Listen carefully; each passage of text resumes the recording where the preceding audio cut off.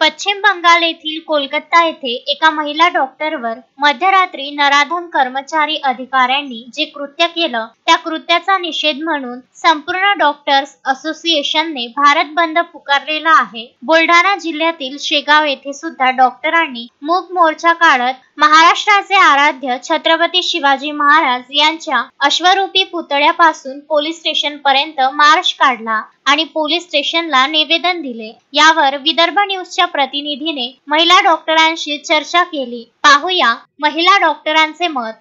8 ते 10 दिवस अगोदर कलकत्ता येथे एका लेडीज डॉक्टरवर अत्याचार झाला आणि तिची निर्गुण अशी हत्या केली गेलेली आहे। आज संपूर्ण भारत डॉक्टर असोसिएशन तर्फे बंद ठेवण्यात आलेल्या काही अत्यावश्यक ज्या सेवा आहेत त्या सुरू राहतील।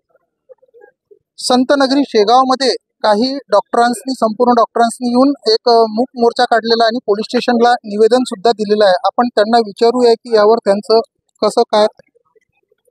ही खूपच अमानुष आणि दुःखाची खेदाची घटना आहे आणि विश्वास होत नाही की आपल्या नुकतंच आपण 77 वर्ष पूर्ण केली स्वतंत्र होऊन आणि 78व्या वर्षात पदार्पण केलं।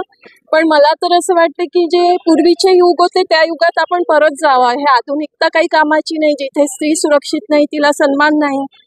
कोणतीही स्त्री असो, ती डॉक्टर असो, वकील असो, ती घराचं सांभाळून आणि आपलं पूर्ण जीवन रुग्णसेवेसाठी म्हणा किंवा जनसेवेसाठी देते आणि तिला जर असा परिस्थितीचा सामना करावा लागत आहे तर धिक्कार आहे अशा स्वातंत्र्यावर। हे स्वातंत्र्य नकोय मला।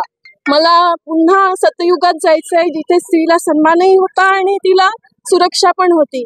स्त्री उच्च विद्याविभूषित होती त्यावेळेस आणि खूप चांगले चांगले तिने पद विभवले होते आणि तिच्या इच्छेला सन्मान होता। तर मला पुन्हा सतयुगात जायचं आहे प्लीज। त्या नराधमावर काय कारवाई व्हावी असं आपल्याला वाटते? त्याला कडक ते कडक शिक्षा व्हावी, त्याला फाशीची शिक्षा व्हावी, त्याच्याकडून की बाकीच्यांना त्याच्यातनं धडा मिळेल आणि हे असं करण्याचा पुन्हा कोणी डेअरिंग करणार नाही आणि त्याच्यातनं आम्हाला सगळ्यांना सुरक्षिततेचा अभाव भेटेल, आम्हाला सिक्युअर वाटेल सगळ्या महिलांना। नक्कीच आता काही दिवसा अगोदरच भारताचे पंतप्रधान यांनी लोकसभेमध्ये एक महिला विधेयक पारित केले होते जिथे महिलांना 50% आरक्षण मिळावं, म्हणजे महिला ही संपूर्णपणे सक्षम होऊन पुरुषांच्या खांद्याला खांदा लावून बरोबरीत यावी याकरता असं एक विधेयक पास केले गेले होते। परंतु स्वतंत्र महोत्सवामध्ये सुद्धा अशा या घटना जर का घडत असतील तर याला जे दोषी आहेत त्यांना मोठी कडक अशी कारवाई व्हायलाच हवी। महेंद्र मिश्रा, विदर्भ न्यूज, बुलढाणा।